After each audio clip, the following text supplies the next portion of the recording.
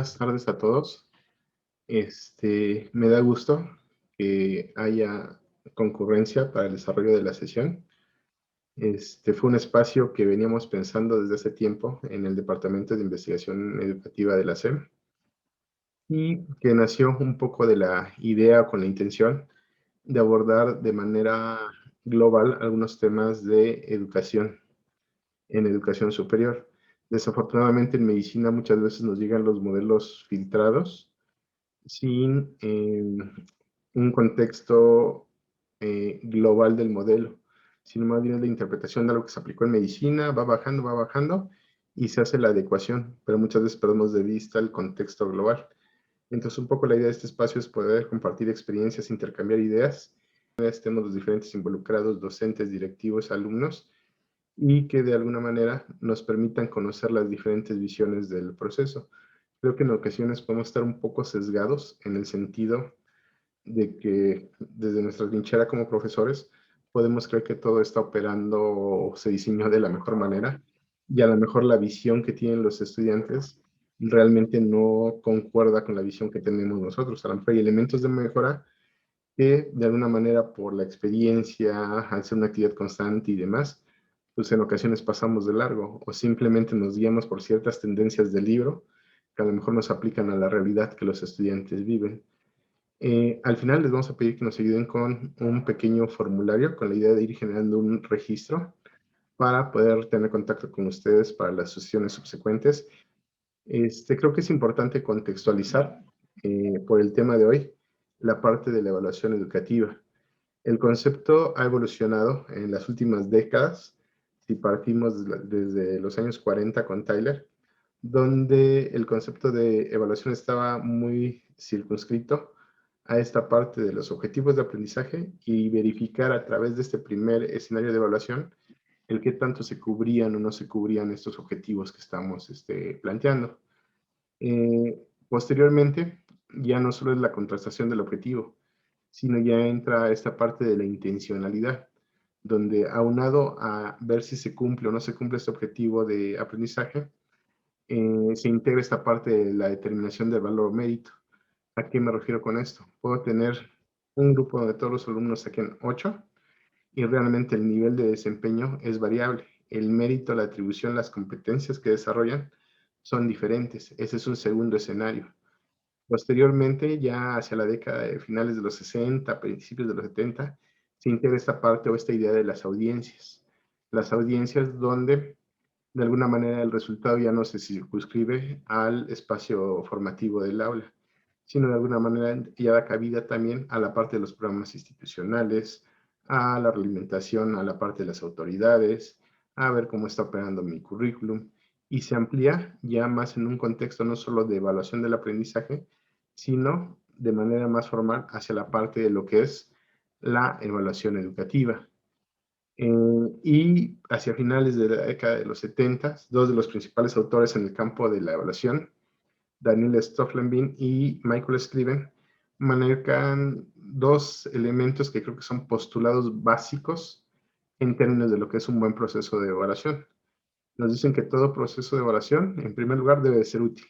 Si no tiene una utilidad tangible, no resulta viable, válido el poder desarrollar un proceso, si no conlleva una utilidad. Y el segundo elemento vinculado de esto o derivado de esto es la parte de la mejora. Si evaluamos es para mejorar procesos. De alguna manera se inserta ya como esta parte de un proceso cíclico dirigido a la evaluación con una utilidad y con un elemento de mejora. ¿Qué es lo que pasa muchas veces? Que en ocasiones se genera un instrumento, un cuestionario para evaluar lo que ustedes quieran y es así como que, oh, tengo mis indicadores, me gustaría evaluar esto, pero en realidad no hay una intencionalidad. De ahí la importancia que siempre partimos de un objetivo. Y algo que ha permeado mucho en este contexto, pues es la transición. En un inicio nos guiamos mucho por objetivos de aprendizaje. Posteriormente integramos esta parte ya hacia la década de los 90 con los modelos cognitivos y los modelos constructivistas, perdón, la parte de el aprendizaje centrado en el alumno, con una visión ya más enfocada a el proceso de la construcción del conocimiento, no tanto la parte de demostrar o no el objetivo. y es donde de alguna manera se da la transición o se abre hacia el trabajo a partir de resultados de aprendizaje.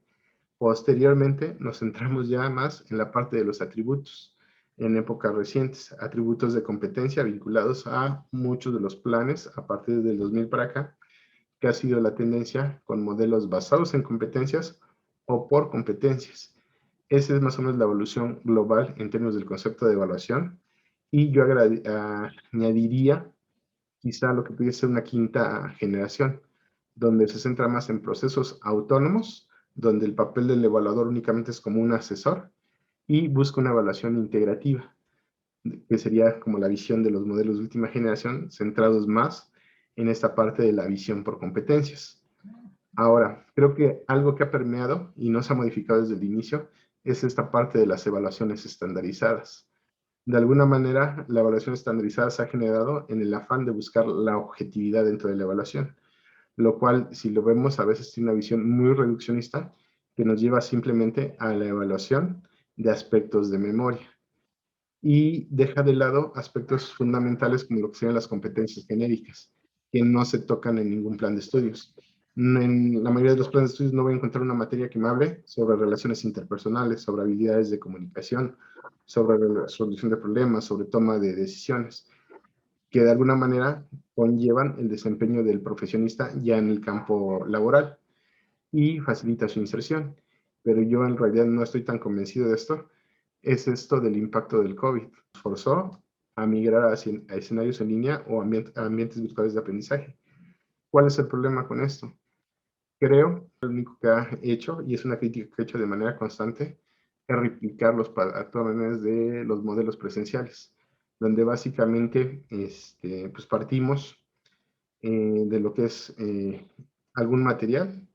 De ese material se desprende algún tipo de tarea, una evaluación, muchas veces mal estructurada, y a final de cuentas un foro donde supuestamente lo que se busca es la realimentación y básicamente pues no se realimenta nada.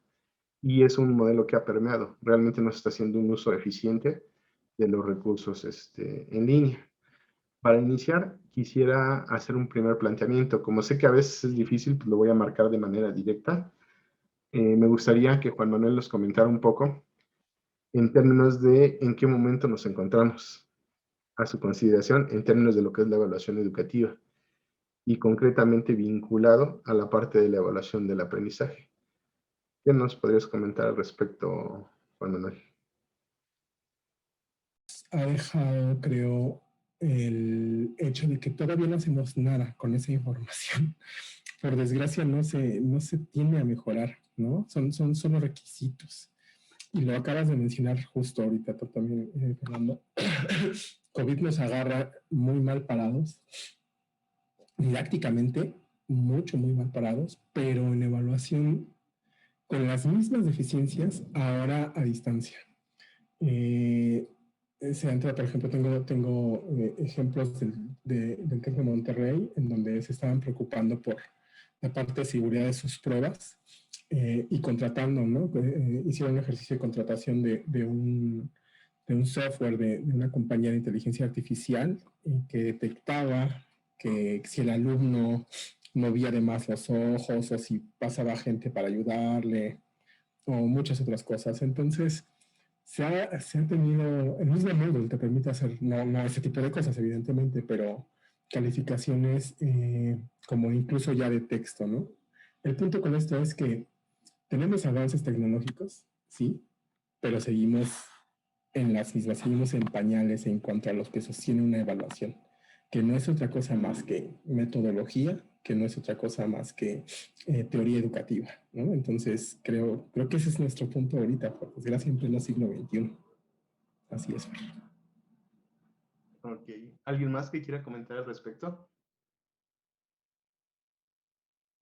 Creo también que esta parte de la evaluación, ahorita mencionaba, doctor, de la evaluación por competencias. En el aspecto de educación básica ha tratado desde hace mucho tiempo el emplear esta evaluación por competencias, pero pues solamente se queda, desgraciadamente solamente se queda en papel, porque lo vemos en ahorita aprendizajes clave que nos impulsan a los docentes a explotar todas las competencias de los chicos, pero pues no nos dan estrategias para, estrategias claras de cómo lograr estas competencias. Entonces, ahorita con este COVID y que tuvimos que dar nuestras clases por medio de una computadora, si ya eran limitantes en presencial, pues ahorita es mucho más. Y si a esto lo aunamos que habemos docentes que nos resistimos al cambio, que le achacamos a que es que yo no sé ocupar la computadora, es que yo no sé, yo no le entiendo a esto de la tecnología, pues todavía hay un atraso mucho mayor. Entonces, ese sería mi comentario. Todavía tratamos, pero pues estamos a ciegas. Necesitamos, creo yo, estrategias más concretas en cómo aplicar estas competencias, que ya es una necesidad, ya se ha expuesto en muchos lados, que ya la educación tradicional ya no puede seguir, ya nuestros chicos ya no pueden seguir con la misma educación, hay que evolucionar. Y si bien tenemos todas las herramientas, pues hay que atrevernos a utilizarlas, ¿no? Exacto, Fer. Aquí creo que dentro de los que estamos, hay gente que trabaja en el área de simulación. Angélica, que ha recorrido diferentes escenarios y que conoce bien el trabajo de Peter Dickman, que es donde inició mucho esto.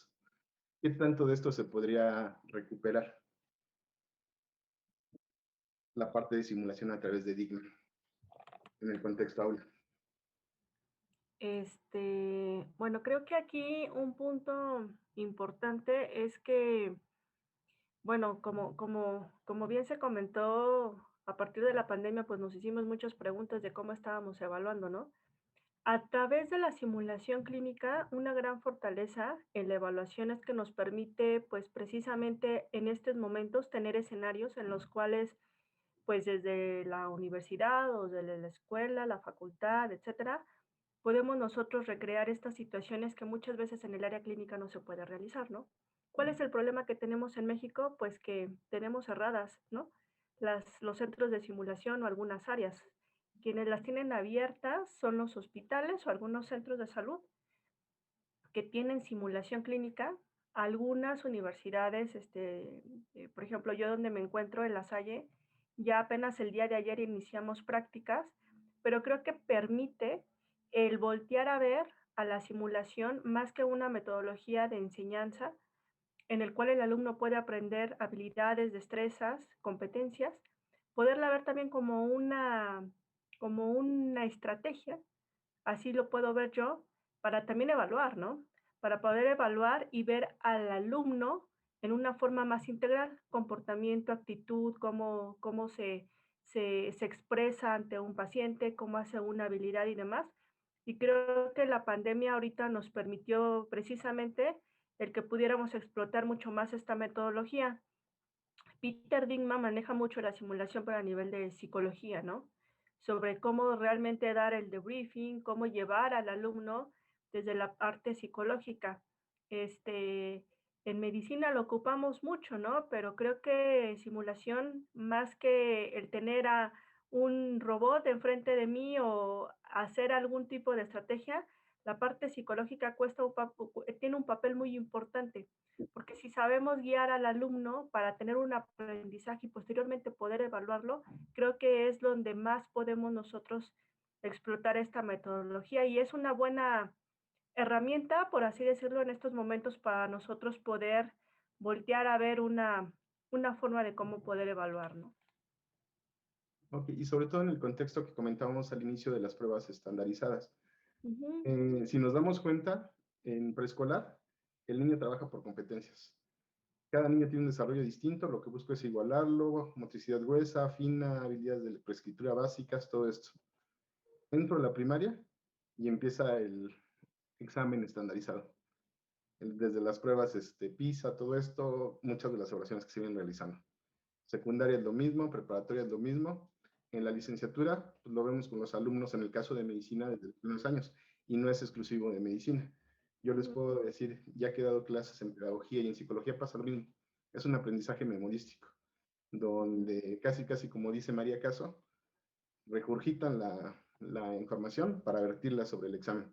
Te lo preguntamos a las 2 semanas y no tienen un contexto real. Entonces yo creo que aquí uno de los puntos importantes, y por eso traje a colación lo de la evaluación basada en competencias o por competencias, es que de alguna manera no se fortalece esta vinculación teórico-práctica. Nos quedamos en un aprendizaje muy memorístico. ¿Cuál es el impacto de esto? Cuando el alumno entra al contexto laboral o desde que está en el último año en el servicio social, se da cuenta que realmente no ha desarrollado estas habilidades. Y creo que hay un aporte fuerte, es esta parte de Dickman. Por decir, dentro de las que nos acompañan, está también Cristian, que es de fisioterapia. Es una carrera también eminentemente práctica. No sé cómo lo viven en el contexto de ustedes.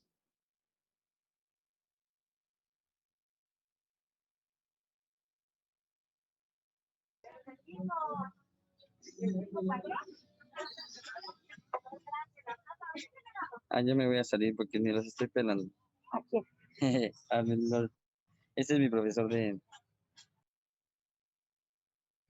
Creo que no, ¿verdad? Bueno, también nos acompaña América. En el caso del ciclo clínico, ¿cómo viven esto, América?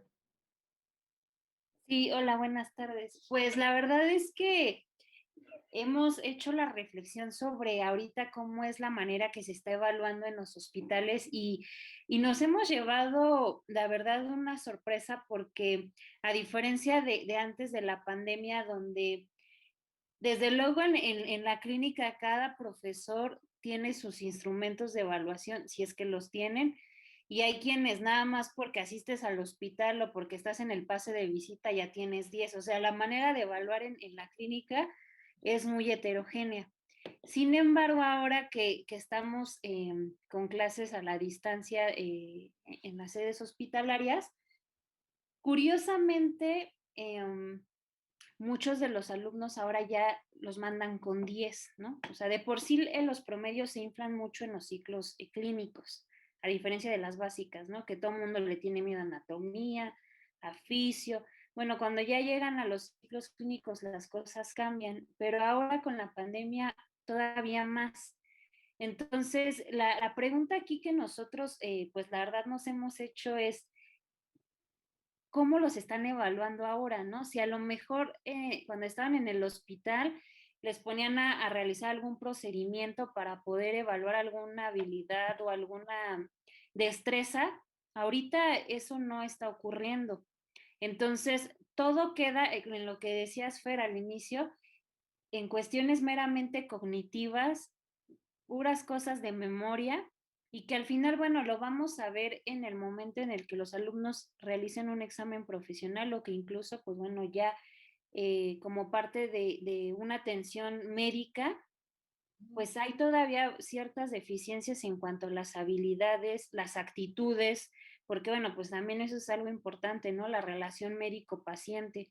Yo creo que ahora con la pandemia sí tenemos que empezar a buscar nuevas estrategias para poder, yo sé que a lo mejor es un reto que la evaluación se vuelva homogénea, pero sí ya buscar algunos instrumentos para pues ofrecérselos a los profesores y se evalúe algo más allá de algo declarativo, ¿no? O de algo conceptual. Pero si es ahorita, la verdad, si la evaluación es un reto, yo creo que ahorita con esto de la pandemia es muchísimo mayor, porque también hay otro punto importante que me gustaría comentar con ustedes y es de qué manera, si tanto los estudiantes como los profesores somos maduros en el aspecto de la educación virtual. Tenemos que ser muy honestos a la hora de que nosotros compartimos un cuestionario a través de Google Forms o de la aplicación que sea, para que el que está del otro lado respondiendo lo esté haciendo de la manera, pues sí, de una manera madura, ¿no? Porque también se presta mucho a que copien, a que están en la computadora llenando el cuestionario, pero al lado está el cuaderno o enfrente está el primo que ya va en otro año avanzado de la carrera. Entonces, sí, la verdad es algo complicado, pero pues bueno, aquí estamos. Ok. Hay muchos de estudiantes que nos están acompañando también el día de hoy. Me gustaría saber cuál es su visión al respecto. ¿Cómo están viviendo este proceso? Venían de un esquema escolarizado, muchos estaban en modalidades presenciales y de un día para otro les dijeron, va en línea. Aquí creo que es la contraparte y es parte de lo que quisimos abordar en este espacio. A lo mejor como profesores tenemos una visión de que creemos que estamos haciendo bien las cosas o que estamos instrumentando bien, desde la parte didáctica, la planeación, todo esto. Pero ¿cómo lo viven ustedes como estudiantes? ¿Qué es a lo que se han enfrentado? ¿Qué sí funciona, qué no funciona?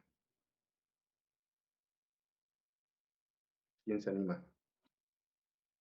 Sin miedo, no están en clase. Yo, Fernando, Adelante, Jesús. pues para mí más que nada se me ha hecho más difícil. Buenas tardes a todos, primero que nada.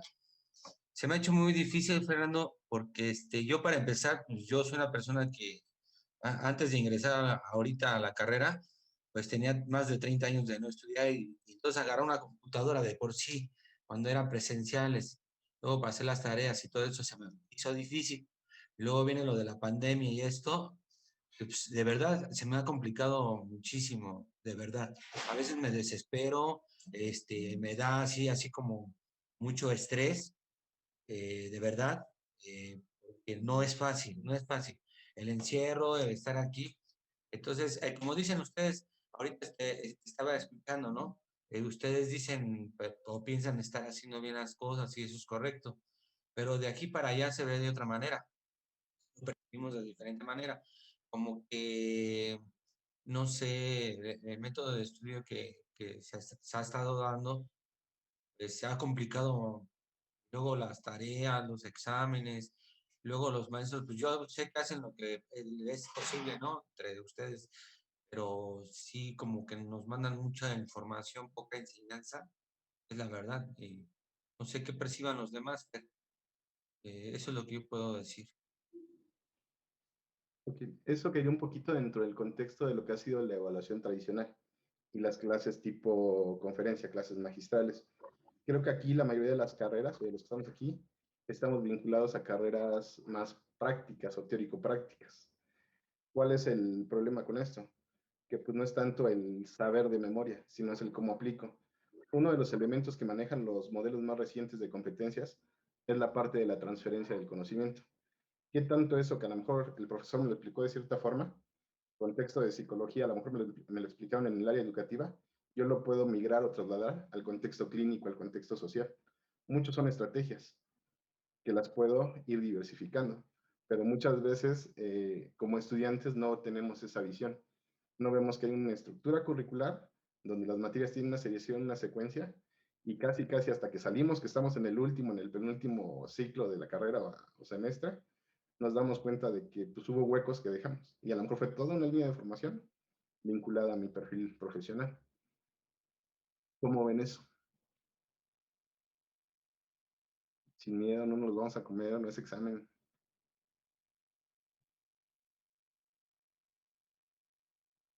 ¿No se animan? Nunca los dejan hablar y ahora que los dejamos hablar, se inhiben todos.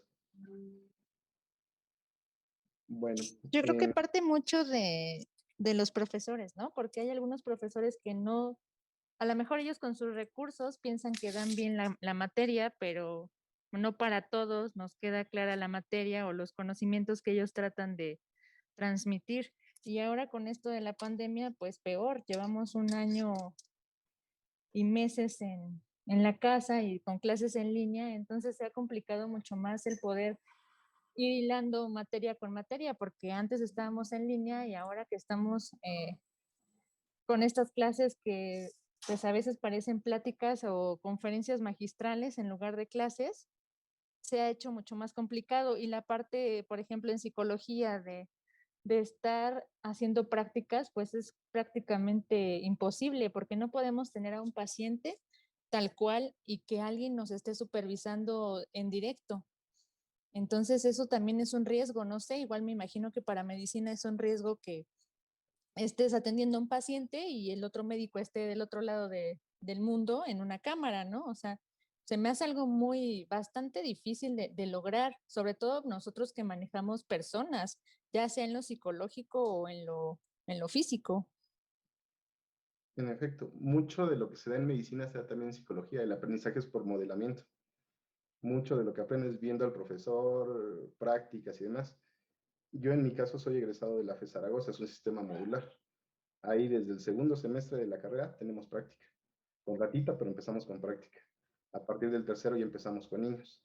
Entonces, eso es lo que implica un reto ahorita en esta parte de la educación en línea. Y como comentaba Juan Manuel al inicio, la parte de la evaluación. ¿Cómo creen que se ha posicionado esta parte de la evaluación en el contexto de la educación en línea? Y aquí me gustaría conocer la opinión de Luisa, que está en la Dirección General de Evaluación. ¿Cómo lo han vivido? ¿Qué ajustes han hecho? Hola, ¿qué tal? Saludos a todos. Creo que, por ejemplo, nosotros que estamos dentro de la maestría, tenemos una ventaja que es que son pocos alumnos, por ejemplo. Creo que eso también es algo que influye mucho tanto en dar una clase como en evaluarlos. En la maestría en evaluación educativa, que está dentro de la Facultad de Psicología, estamos hablando de grupos tan pequeñitos como 8 personas, 5 personas, 4 personas. Em, de alguna manera creo que eso facilita bastante las cosas.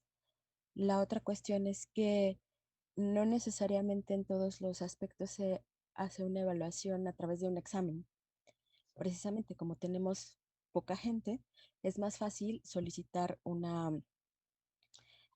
texto que ellos tienen que redactar, que ellos van a plasmar, que nos vamos a dar cuenta enseguida si están copiando directamente de un texto específico o si son parte de sus ideas. Creo que en ese sentido sí diferimos un poco o un mucho de carreras como es medicina.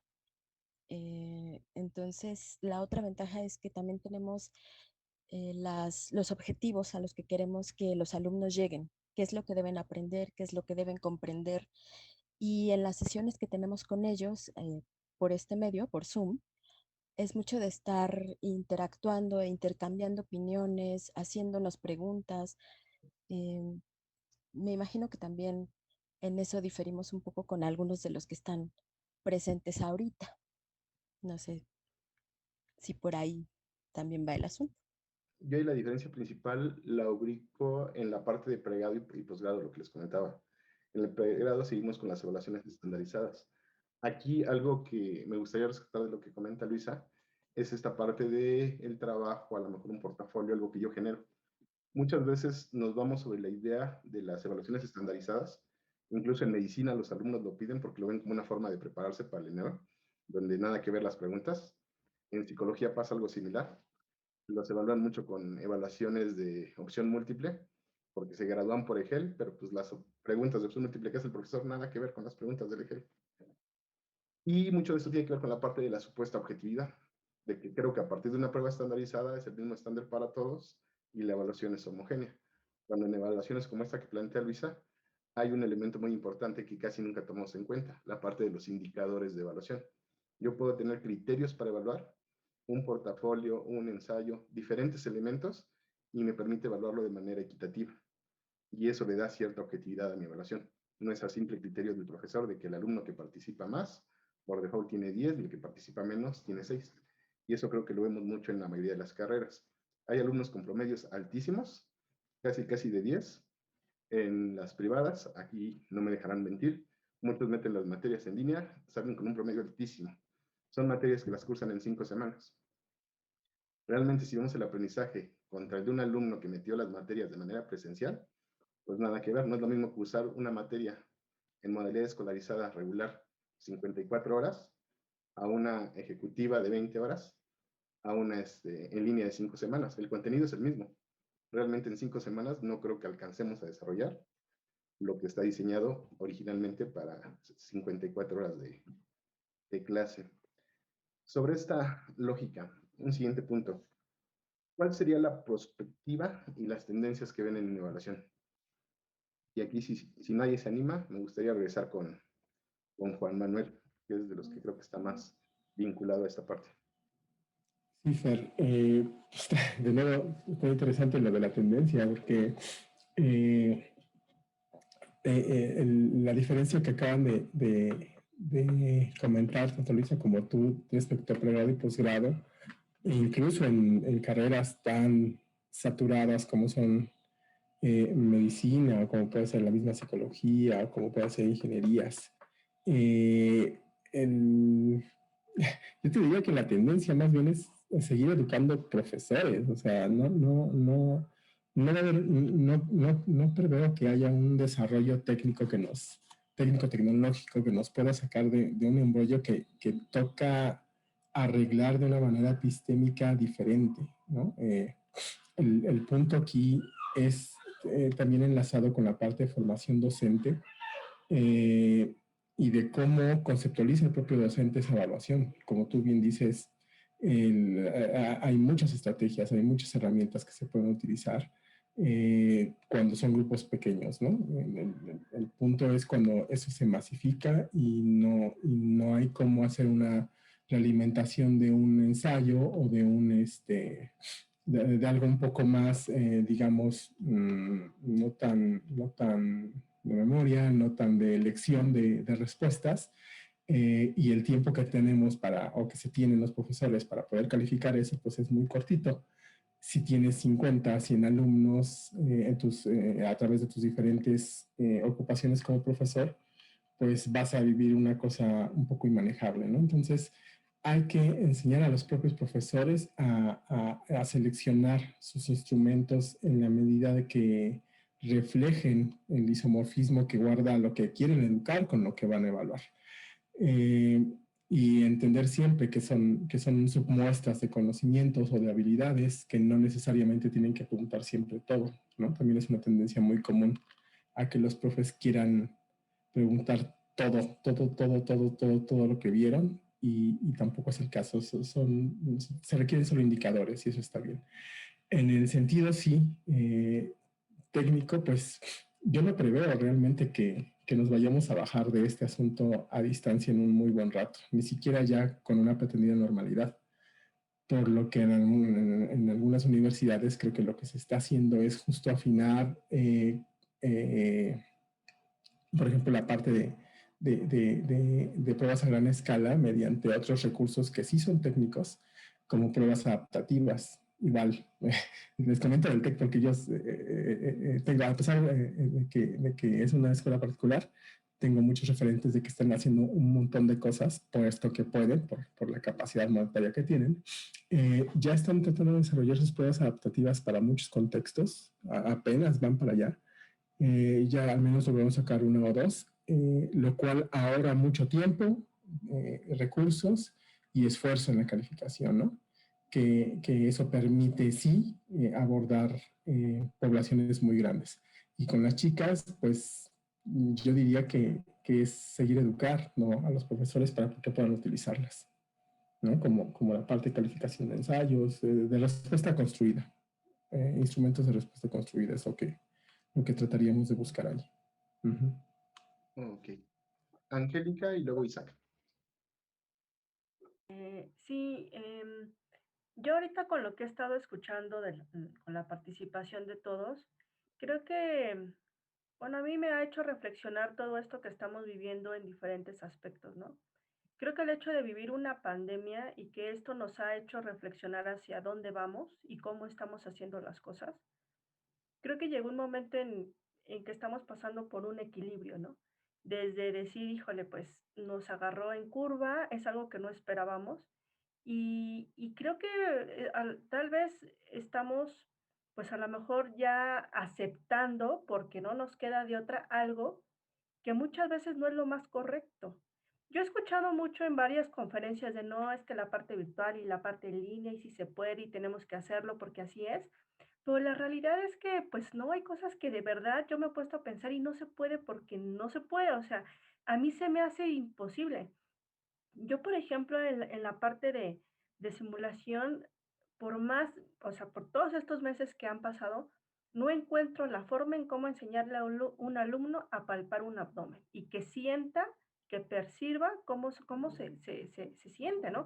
Entonces, creo que, como lo comento, a veces podemos caer en ni modo, así me tocó y así lo tengo que hacer, más que en realmente decir, vivimos ya una pandemia, nos estamos dando cuenta de que sí hay recursos que a lo mejor no utilizábamos y que esto nos ha hecho que lo tenemos que utilizar, porque por ejemplo, pues muchas listas de cotejo, rúbricas y los minisex, evaluaciones de 360 grados y demás, es algo que a lo mejor ya estaba, simplemente no utilizábamos porque estábamos en nuestra área de confort, de decir, bueno, esto me ha funcionado, pues así voy a continuar. Nos sacan de un día para otro de nuestra área de confort, que es algo que ni pensábamos ni pedíamos. Porque honestamente, si a mí me dijeran, oye, ¿quieres dar una clase en línea? Yo lo pensaría por todas las dificultades que esto implica. Y de un día para otro nos cambian de nuestro sistema normal que dábamos a otro sistema totalmente diferente, ¿no? Entonces, por más que hemos tratado de realmente nosotros adaptarnos, creo que es importante también pues estar conscientes de que esta nueva forma de vida también nos hace reflexionar de que la parte presencial hay cosas en que no se pueden sustituir por más que queramos. Y en la parte de salud creo que eso es algo bien importante porque por más que nosotros tratemos de hacer cosas lo mejor que se pueda, porque hay profesores brillantes que han hecho cosas increíbles en línea, al final el alumno se va a enfrentar con un paciente enfrente. ¿Y ahí qué hacemos, no? Entonces creo que la parte de la evaluación es algo muy importante, pero creo que también ser muy conscientes de que a lo mejor hay cosas que no vamos a poder cambiar, vamos a poder adaptarnos, vamos a poder moldear, pero hay cosas que van a seguir porque pues al final somos seres humanos, somos seres sociales que necesitamos interactuar y que pues como lo comento, ¿no? En el área de la salud pues vas a tratar con un ser humano. De hecho, actualmente existen las teleconsultas, por ejemplo, ¿no? Y honestamente, cuando tú no sabes qué tiene el paciente o se sale fuera de tus manos, lo citas en tu consultorio, porque tampoco puedes arriesgarte a algo que pues ni sabes qué tiene, ¿no? Yo supongo que en psicología también, ¿no? Tal vez atender a un paciente y que realmente pues necesitas verlo o tener otra perspectiva personal, eso involucra, ¿no? El empezar a cuestionarnos el cómo va a continuar esto. Estoy consciente de que esto va para largo. Desgraciadamente en México pues estamos muy mal y nos va a tocar todavía seguir pues haciendo cosas en línea, pero ¿hasta qué punto? ¿Hasta qué punto podemos nosotros llegar a hacer las cosas en línea? A mí me preocupa, por ejemplo, alumnos, que igual y ya he tenido alumnos que me dicen, nunca he visto un paciente. ¿En qué semestre estás? En cuarto, en quinto. Entonces, híjole, sí es como diferentes. ¿Y cómo estamos evaluando, no? También estamos pasando gente que ni sabemos que nunca ha tocado un paciente, que nunca ha, pues, tenido una interacción, ¿no? Que, comento, es algo que nos está llevando, no es que queramos, pero ¿qué resultados vamos a tener en unos años? Entonces, bueno, son reflexiones que comparto con ustedes, ¿no? Y creo que ahí involucra dos elementos muy importantes. La parte ética, si de Ujú. por sí con una práctica supervisada es difícil poner al alumno a hacer ciertas cosas, ahora con esta virtualidad o este elemento en línea, en muchas universidades se está dando de que les dejan el paciente y a ver, entrevístalo, aplica, haz técnicas, casi es el ratón. Y la realidad es que éticamente, pues no creo que sea lo más adecuado. Y el segundo elemento es esta parte que comentas. Creo que hay un eje que las universidades no toman en cuenta, son las famosas competencias transversales. En la Facultad de Medicina, las 8 competencias derivan de las competencias genéricas de Turing, que es lo que realmente le va a dar al estudiante la vinculación al campo laboral. Las relaciones interpersonales, el manejo de un segundo idioma, las habilidades de comunicación, el saber buscar información, el solucionar problemas. Allá afuera me van a pagar para que tome decisiones y solucione problemas a partir de lo que aprendí en la escuela. Pero eso no hay una materia como tal que me lo enseñe. Y con esta parte en línea creo que es un reto. Vamos con Isaac, Sella. ¿Qué tal? Buenas tardes. Igual, un tema que me gustaría traer a discusión es que casi siempre pensamos hacia cómo innovar, cómo modificar la evaluación, cómo darle nuevas herramientas a los profesores. Y hay veces que no nos regresamos a decir, ok, ¿cómo hacen sus procesos de manera normal?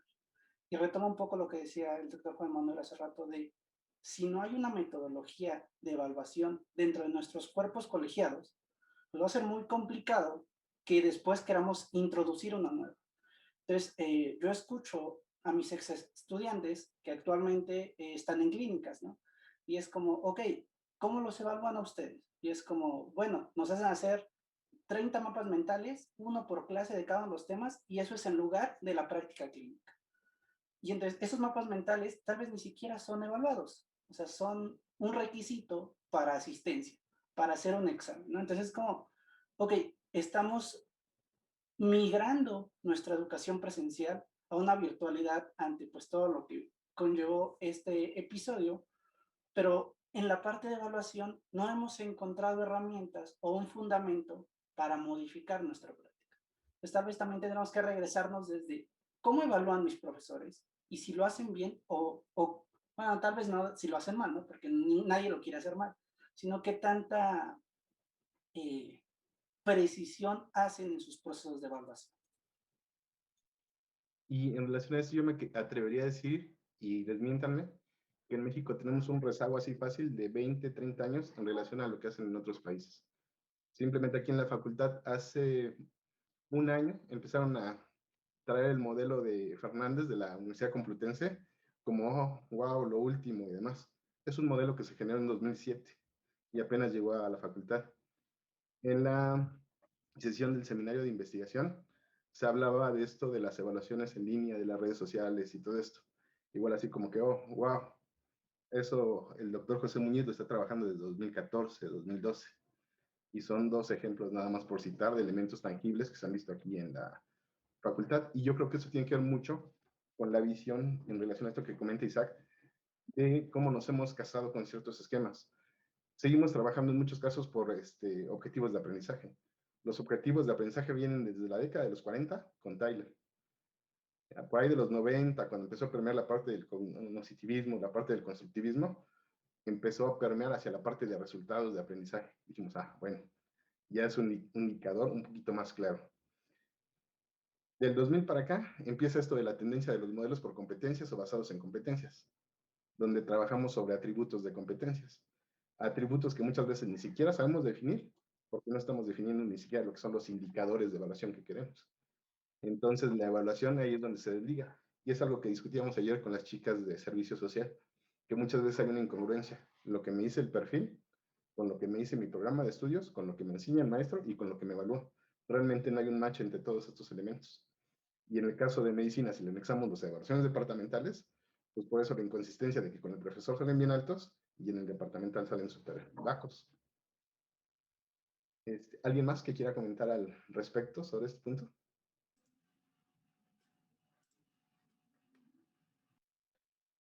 Bueno, vamos a Ana Pineda. Sí, hola, ¿qué tal? Buenas tardes a todos. Sí, es interesante, gracias por la invitación que me hizo por ahí la profesora Fernanda. Igual somos profesores y también pues estamos en estos encuentros como buscando esta posibilidad de diálogo y enterarnos qué están haciendo otros colegas en otros ámbitos. Y me parece, bueno, primeramente me parece importante que se abran estos espacios, aunque no pertenezcamos directamente a la universidad o que pertenecimos en algún momento, pero que ahora estamos en otros ámbitos que nos incluyan. Eso por una parte, muchas gracias por la invitación. Por otra parte, sí, yo creo también como el profesor Juan Manuel, que básicamente es importante entender otra vez cuál es el sentido de la evaluación. Y yo tengo mucho en mi mente la frase de Paulo Freire, que a pesar de que ya el libro que realizó por ahí de los años 70, hablaba acerca de del sentido de la evaluación. Y recuerdo esta frase porque la escribí en mi tesis en algún momento, se las quiero compartir porque cuando hago mis exámenes o cuando intento ver qué es lo que voy a evaluar esta vez, me acuerdo de ello. Esta frase la tiene en el grito manso y dice esto: el error es un momento de la búsqueda del saber, es justamente la equivocación la que nos permite aprender. Y justamente si uno entiende como docente, si uno entiende como estudiante, si uno entiende como padre de familia, si uno entiende como director que la evaluación tiene un sentido, todos podríamos girar a ese mismo punto. Sin embargo, nos encontramos con varios obstáculos desde la misma práctica como profesor, porque primeramente no es que tampoco sabemos evaluar, no porque no querramos, muchas veces no tenemos como las herramientas o muchos no tenemos la formación pedagógica y de repente el maestro se vuelve como el inquisidor, ¿no? Como ahora sí me las vas a pagar todas. recordaba al maestro Porfirio Morán, que da clase allá en el ISUE, daba, porque ya se jubiló, y hablaba acerca en su libro de la evaluación docente. Tiene un libro que se llama La evaluación cualitativa, y justamente habla de eso, de esta posibilidad de que el ser humano se abra a entender que la evaluación es justamente algo que te permite aprender, y que los maestros giremos en ese tono, a esa nueva concepción de la evaluación significativa. Y para ir a ese tipo de evaluación significativa de calidad, tendríamos entonces que reestructurar los exámenes, ya no esperando ese dato memorístico, pero para que no esperemos ese dato memorístico, tendremos entonces que estructurar unos nuevos exámenes, nuevos proyectos que nos tiendan no el dato que queremos escuchar, sino otras habilidades que esperaríamos generar en el estudiante. Los padres de familia igual, en educación básica tenemos el problema de que tanto los estudiantes como los padres de familia y los directivos nos impiden hacer que el alumno tenga baja calificación por alguna situación en la que está mal y tendría que aprender del error. No se les deja tocar fondo porque se quieren calificaciones altas, ¿no? Entonces, si no se coincide que la evaluación tiene un sentido y que no tiene que ver con que uno sea más inteligente porque saque 10 o uno que sea más tonto porque saque 5, si no se concibe esa nueva forma de ver la educación, difícilmente se va a seguir, independientemente que sean clases presenciales o clases en Zoom, porque es un tema que ha estado ahí y que va a seguir ahí, aunque regresemos a una vida normal, seguirá estando ahí si no se toca a fondo de hacia dónde se va con esta educación cualitativa, significativa, tanto para el docente como para los estudiantes. Eso quería compartir. Así es, y creo que ahí es la doble visión, y por eso lo que les preguntaba hace rato a los chicos que no quisieron opinar. En algún momento me llegaron a cuestionar en clase de que por qué era tan compleja la asignatura, que por qué tanto trabajo.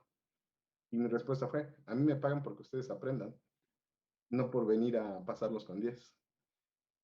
Algunos lo tomaron muy mal y creo que la realidad cae por su propio peso, ya hacia octavo, noveno cuatrimestres, cuando se dan cuenta realmente del impacto de esto. De que yo pues, puedo llevar mi curso bien light, evalúo elementos de memoria generales, pero pues al final no me estoy afectando yo. La afectación principal va para ellos, sobre todo por esta parte de la vinculación laboral. Y creo que aquí, como docentes, a lo mejor un elemento de autocrítica sería hacia la parte del diseño instruccional y de la planeación didáctica que realizamos. Muchas veces son una planeación que la vengo replicando y no la voy ajustando, siendo que en un mismo curso, dependiendo de las características de mi grupo, ejemplo, Facultad de Medicina, grupo PAEA, grupo regular, pues no los puedo trabajar igual.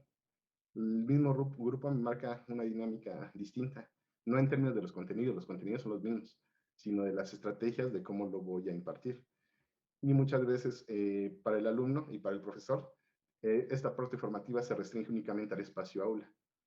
Pero pues detrás de todo eso hay todo un proceso, o debiera de haber todo un proceso. Y al final hay un proceso de evaluación, ya no tanto del alumno. Sí lo evalúo, sí haciendo una calificación, pero es un proceso de metaevaluación del proceso que estoy realizando yo como docente, y que realmente es como un proceso de mejora continua. Si no hago eso, pues realmente no evoluciona mi curso. Juan Manuel, ¿quiere comentar algo? Sí, Fer, respecto a eso que acabas de mencionar de la parte de diseño curricular e instruccional, si quieres completarle como el nombre, hay un gran problema ahorita que tenemos, que justo fue lo que nos agarró en curva en esta parte de educación a distancia, que si bien ya se hacía como una réplica, o sea, y de hecho se sigue haciendo como una réplica de la parte presencial, ¿no? De, ok, ahí están tus PDFs, bien bonitos, ya no vas a la fotocopiadora a sacar copias, ahora te los distribuyo en una nube, y entonces soy bien innovador por distribuirlos en una nube. Ahí están estos videos, ahí están estos audios, pero sí, el punto sigue allí, ¿no? El punto es que no le estamos pidiendo a los alumnos hacer nada. Habiendo tantas estrategias de aprendizaje basado en proyectos, por ejemplo, ¿no? Para mencionarte alguna, en realidad, no porque sea la única o la mejor. ni siquiera me gusta tanto, pero bueno. El punto es que hay muchas cosas para llegar allí, muchas cosas para poder no solo mejorar una evaluación, que eso al final, y como evaluador va a sonar chistoso que lo diga, pero al final en un proceso educativo es más para es más para la institución que para el alumno. Al alumno le deben alimentar sobre lo que está haciendo y lo que sabe o no sabe hacer, y que él se dé cuenta de lo que sabe o no sabe hacer, ¿no?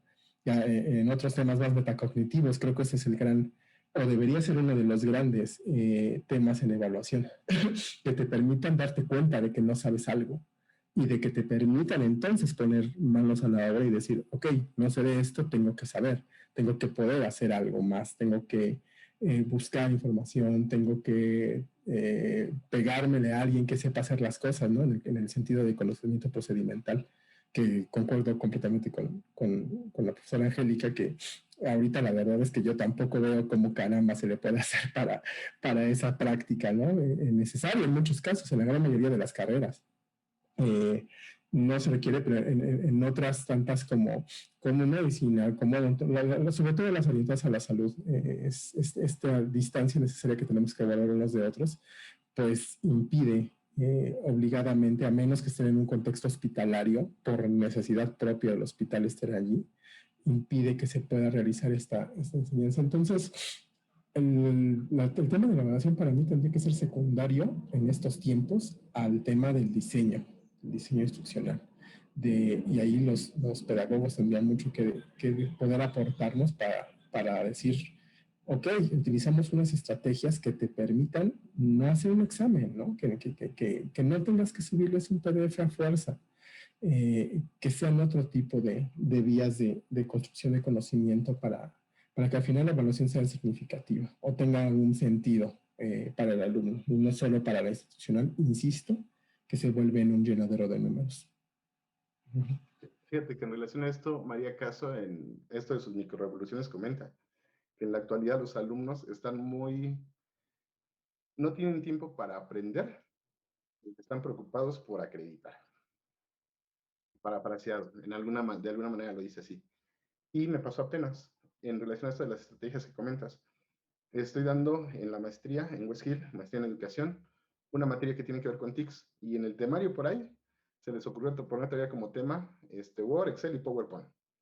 Dije, pues no me voy a poner a darles la clase tradicional de a ver, es menú, insertar y demás. Lo trabajé por aprendizaje basado en retos. Les puse una base de datos que yo les proporcioné y les pedí una serie de actividades que tenían que ir consolidando. Era sobre el estrés en los estudiantes. A final de cuentas, ¿qué es lo que les pedía? Que me hicieran una presentación de los resultados de la base que yo les había dado y una propuesta de intervención. Pero en el Inter me tenían que generar ciertos productos en Excel, ciertos productos en Word y la presentación en PowerPoint. Haz de cuenta que fue así como cuando llegas al salón y les dices, saquen una hoja, les voy a hacer examen. Así. Y la mayoría son médicos especialistas, hay quien tiene maestría, hay gente jubilada de universidades del ejército, y la reacción sigue siendo la misma que el alumno de secundaria de 11, 12 años, lamentablemente. Y es mucho por este esquema pues, en el que estamos casados, de que estamos enfocados a pasar exámenes, más que aprender realmente. ¿Alguien más que quiera quitar? Perdón, antes de que pasen con alguien más, es que me parece muy, muy importante lo que acabas de decir, porque es un sistema reforzado durante décadas de nuestra propia experiencia como alumnos, ¿no? Y se refleja en... Yo nunca he dado clase y las personas que están aquí en la reunión que me conocen, que son varias, siempre han escuchado que no me gusta dar clases, pero... eso no importa, o sea, el punto con esto es que nuestra experiencia la vamos a reflejar como profesores. Y el hecho es que a los profesores cuando les pones a hacer estas otras estrategias de educación, muchos sienten, y te lo digo porque he vivido esa experiencia de conocer esas opiniones de profesores, sienten que no están haciendo nada. O sea, sienten que si no van y le dan información al alumno, entonces no están trabajando, ¿no? Entonces no son directivos, pues, y se pierde un montón de cosas allí con el alumno. Entonces, justo el punto que estás diciendo es ese, ¿por qué se espanta igual el jubilado que el chico más novato? Pues porque estamos repitiendo un esquema de toda la vida. Y cuando se nos salen los humanos, cuando nos salimos de ese tipo de cosas, pues no tenemos otra más que pelear o huir. Esa es la respuesta básica de toma de decisiones. Entonces, bueno, perdón por robarles un poquito más. Sí, bueno, así como dice Juan Manuel, los que me conocen saben que yo no me callo ni con las autoridades ni con los alumnos. Digo las cosas como las pienso. A veces funciona, a veces no. Una crítica que les hago mucho en medicina es sobre el famoso ABP. En ABP es religión en medicina, siendo que pues, si lo vemos simplemente contra lo que comentabas del aprendizaje basado en proyectos, pues hay un mundo de distancia. No digo que sea malo, pero no es lo mejor, no es lo más actual. Y sin embargo, pues nos remonta a lo que comentaba también Angélica. Es mi zona de confort, lo manejo, lo sé, de aquí no me salgo y que siga. Y yo creo que aquí, bueno, eso nos llevaría a un siguiente punto. ¿Cómo garantizar bajo estas condiciones la inserción del egresado al sector productivo? En el congreso de hace 2 años, ya me habían dicho que sí, ya lo teníamos apalabrado, y me lo vetó la universidad. Íbamos a traer a Elías Ayub a que nos hablara de la vinculación de los egresados, realmente qué tanto perfil que tienen, les da las competencias que él busca como empresario para que se inserten en todo el bloque de empresas. Me dijeron que no se podía, que porque era una visión neoliberal. Pero ya vi la carita, tú te acuerdas bien de esa situación que se dio. ¿Cómo garantizamos esa parte? ¿Realmente estamos formando estudiantes para su inserción al campo laboral? ¿Es congruente? ¿No es congruente? ¿Qué opinan al respecto? Muchos de los que están aquí están en los últimos ciclos de su carrera, los que son estudiantes. ¿Cómo lo están viviendo?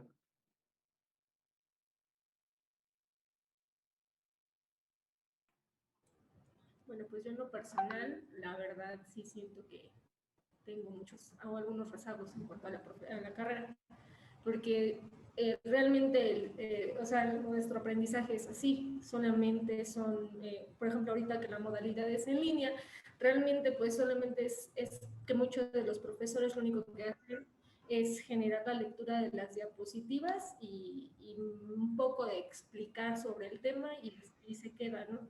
Entonces también perdemos esa parte de lo práctico. Al principio de la carrera yo recuerdo que sí generábamos muchas prácticas y en algunas ocasiones acudíamos a la cámara de Gesell y hacíamos algunas prácticas pequeñas, pero se llegaban a generar. Ahorita que nos piden ya llevar algún paciente, algún caso, pues sí te topas con pared, ¿no? Porque dices, ay, pero ahora ¿cómo lo hago aquí, no? O sea, ¿en qué momento, si mi paciente, por ejemplo, llegue a entrar en algún periodo de crisis, cómo lo voy a manejar, cómo lo voy a encaminar a poder lograr un cierre y que no termine peor de cómo llegó, ¿no? Porque nosotros trabajamos con personas y eso es algo súper importante, o sea, para tanto medicina como psicología, que no estamos trabajando con máquinas, son personas y realmente lo que más nos preocupa aquí, o lo que yo veo ahorita que estamos llevando ya o tenemos algunos casos, es precisamente eso, ayudar a la persona y que esa persona no termine peor, porque, por ejemplo, nosotros en nuestro caso somos multicampus en muchas materias, son muchísimos los alumnos.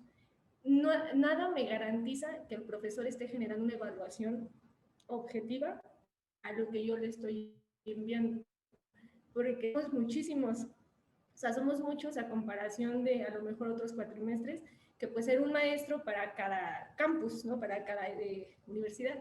Y ahorita ya no, o sea, ahorita somos muchísimos y se manda información y a veces, o sea, no, sinceramente yo no siento la confianza de decir me está evaluando de manera real, ¿no? O sea, no sé si de verdad leyó mi trabajo o solamente me está dando la calificación porque necesita tener una calificación. Pero pues, no sé, siento que es como que el acompañamiento del profesor lo que a nosotros nos hace muchísima falta. Y ahí es donde muchas veces entra también otra vez la parte ética. Si estamos en línea, creo que se puede adaptar. Es cuestión de ser creativo. Pues no los mando con un paciente. Hago la sesión yo con el paciente y les voy generando que ustedes generen las propuestas de intervención de lo que están viendo que yo hago yo con el paciente. ¿Cuáles serían las alternativas? De alguna manera, si nos vamos a la parte bioética estricta, hasta el ratoncito es un sujeto experimental y tiene sus derechos en términos bioéticos. Ahora, con un paciente, pues no creo que sea válido experimentar en ninguna parte en ciencias de la salud. Angélica y luego Juan Manuel. Sí, bueno, creo que tocaste un punto muy álgido, Fer, en cuanto a la parte de inserción laboral, porque creo que son dos mundos totalmente distintos cuando te enfrentas ya a trabajar profesionalmente, donde no tienes el respaldo de nadie y que órale, aviéntate, ¿no? Y la parte de educación universitaria. Creo que nosotros estamos formando para la educación universitaria, pero ya cuando se enfrentan realmente a estar enfrente de tu trabajo, independientemente de ser área de la salud, creo que es algo bien diferente, ¿eh? Porque estás acostumbrado a un cierto ritmo del estudiante, entrega las tareas, vea tal cosa, pon atención, escucha bien, ya te regañaron, y en el campo laboral es totalmente diferente. Creo que debe de existir una vinculación en el cual realmente empecemos a formar a profesores, alumnos que realmente puedan estar listos para el campo laboral, porque aquí ya entraríamos a otro punto de ver de cuántos de nuestros egresados realmente consiguen un trabajo pues en condiciones óptimas que ellos realmente desean, que realmente están contentos, que se paga bastante bien por tener por estar laborando y demás. Creo que pocas universidades han logrado, no sé si el término logrado sería lo más correcto, pero por ejemplo el TEC de Monterrey tiene vinculación desde la parte educativa y ya los egresados empiezan a tener a lo mejor una formación mucho más pues enfocada a su campo laboral, ¿no? Pero creo que sí es importante y creo que va más allá de la evaluación, sino más bien a quiénes estamos formando realmente, ¿no? Y quiénes realmente son los que están ocupando, pues, pues los puestos, el campo laboral, ¿quién lo está llenando? Son nuestros egresados, ¿quiénes son, no? Entonces creo que ese es un punto bien importante que a veces no se toca mucho, pero pues creo que es importante y valdrá la pena tocarlo en otro café porque es para platicar mucho, ¿no? De estos temas. Efectivamente, y ahí creo que un punto de convergencia entre las dos carreras, y tiene que ver con el perfil de los estudiantes. En medicina, el 70-80% cuando entran, quieren ser clínicos. Se ven en su consultorio y demás. En psicología pasa exactamente lo mismo. Hay áreas que están súper explotadas, que están bien pagadas, pero a nadie les gusta. Ejemplo, pues la parte de investigación, la parte de psicometría, pues hay pocos recursos en esas áreas, en el campo de psicología. Y creo que es una tendencia global que los alumnos replican generación tras generación. La realidad, y los que ya están insertos en el campo laboral no me dejarán mentir, muchas veces cuando entramos a la escuela tenemos cierta visión y acabamos desempeñándonos en áreas que ni siquiera tenían que ver con lo que habíamos pensado originalmente cuando entramos a ver. Juan Manuel y luego Vero. Sí, Fer, gracias.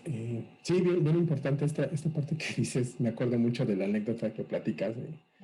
Digo, por ser un personaje, ¿no? El señor al que estábamos invitando en ese entonces. Pero más allá de que pueda no ser una cosa política ese asunto, yo recuerdo que cuando diseñé los exámenes aún vigentes de la facultad, yo les dije a los jefes, les dije a las autoridades que requería para los diseños, para los comités de diseño, contar con contratantes, con gente de perfil de contratante, pues, porque al final del día ellos son los que tienen que dar una visión clara y real de lo que un profesional debería ir a hacer al mercado laboral.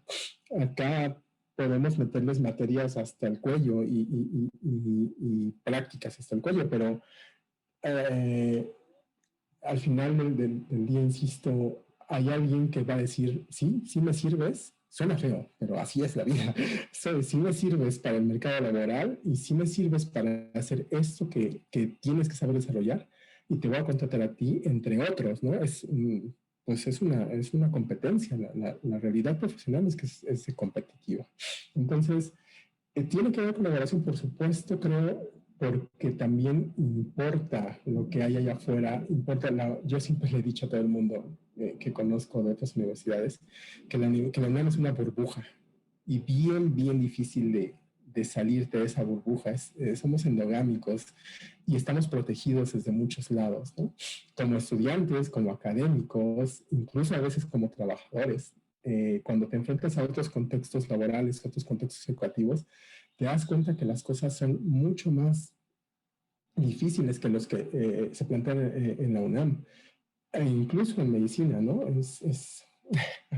Supongo que muchos de aquí conocen al doctor Herman, ahí compañero nuestro, bueno, ex compañero mío de la SEM, compañero suyo de algunos de ustedes todavía, que un chiste en sus tiempos, o que le decía a algunos profesores, era que para ser médico había que inscribirse y no morirse, ¿no? Yo obviamente no lo creo tan fácil, pero el punto con eso es, sí, cada año va a haber al menos 700, 800, 900 egresados.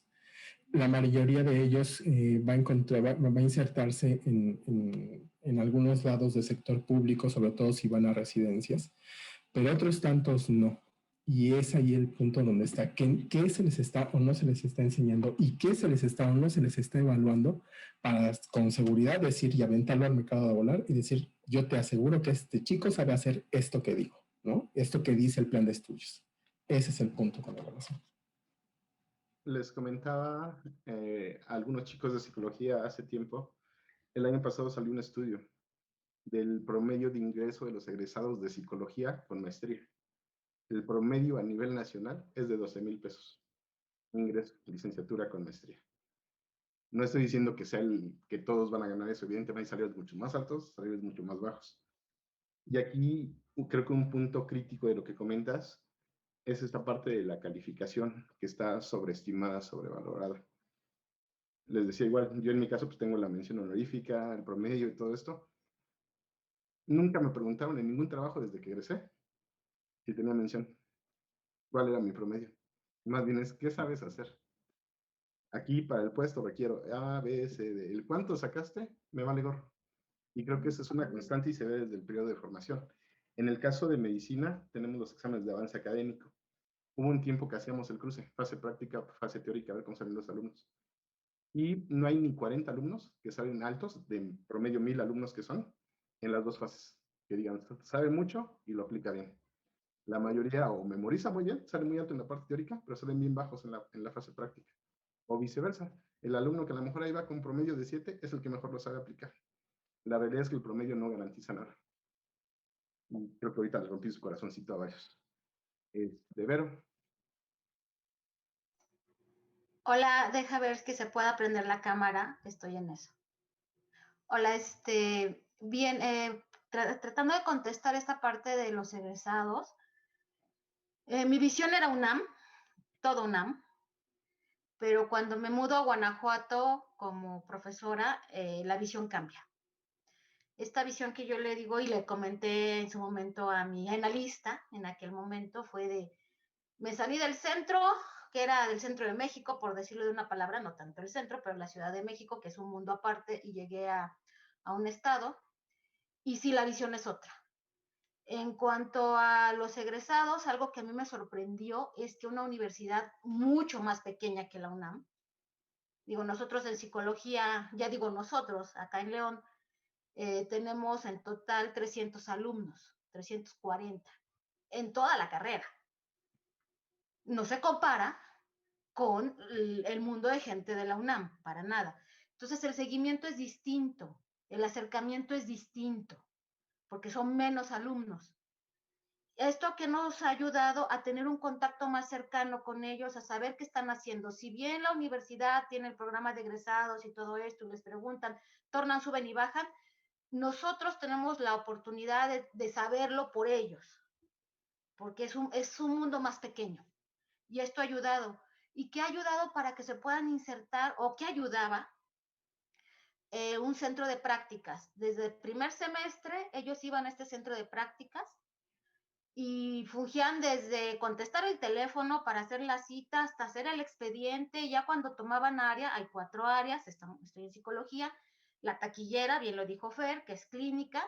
Luego la segunda que se defiende, que es educativa. La que ahí va, que es organizacional, y finalmente social. A mí me llama mucho la atención porque es una zona meramente industrial. La industria del zapato pues, es León. La industria del zapato es muy grande y sin embargo no había mucha gente, muchos chicos que se inclinaran hacia la parte organizacional, que sería lo lógico, ¿no? Ellos, como tú decías, quieren el consultorio, quieren el paciente, etc. Adelante.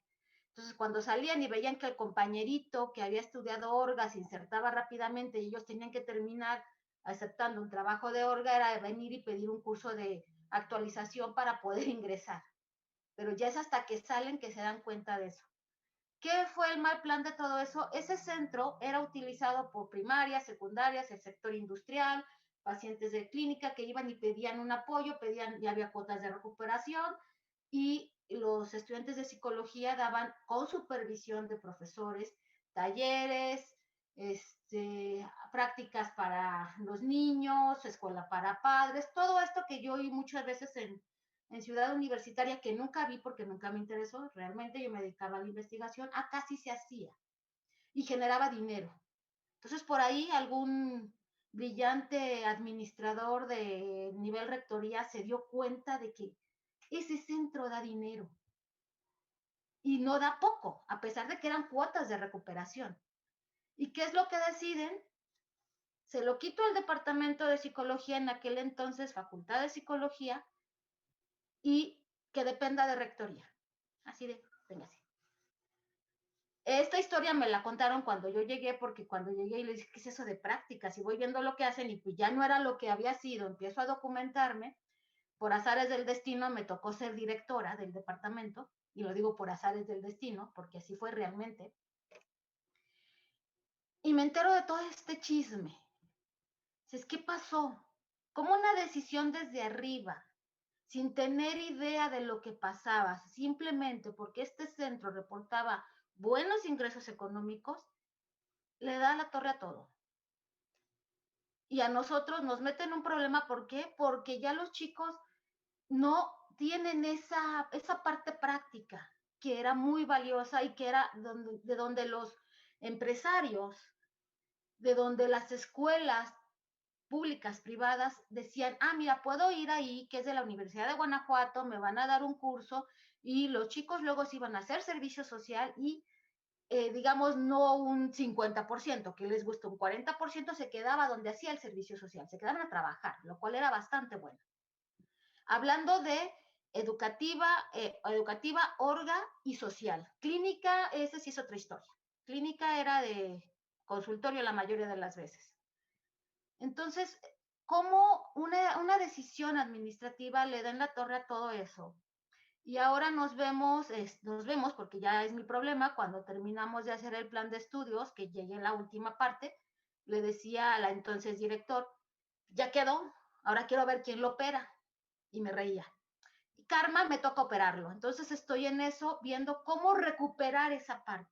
Una parte que yo conozco de oídas, que me contaron, cómo la voy a recuperar y la voy a reestructurar para que vuelva a ser lo que era.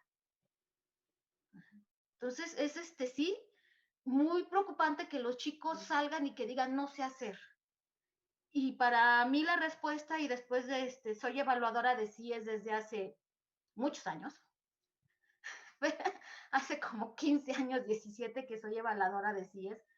Entonces, realmente la práctica yo creo que ayuda mucho. Y esta visión en pequeño. Somos una universidad, comparada con la UNAM, pues somos una universidad chiquita. Sí, somos una carrera, somos 230, 300 cuando mucho. Realmente no es una gran matrícula y somos la universidad estatal. La universidad no dice autónoma, nada más es Universidad de Guanajuato, finalmente somos autónomos, pero es una visión distinta. Algo que a mí me ha gustado mucho cuando llegué aquí fue darme cuenta de que a los chavos no les cuesta ningún ruido, ningún trabajo decir, me voy a trabajar a Guadalajara, me voy a trabajar a Aguascalientes, San Luis no está tan lejos, y ese miedo, yo me asumo como eso, de la Ciudad de México, me tengo que ir a Naucalpan. Y acá dicen, no, agarro como decía Miss Lucy, los que conocieron a Lucy Reidel, que decía, agarren sus calzones y se van. Y con toda la tranquilidad del mundo dicen, me voy.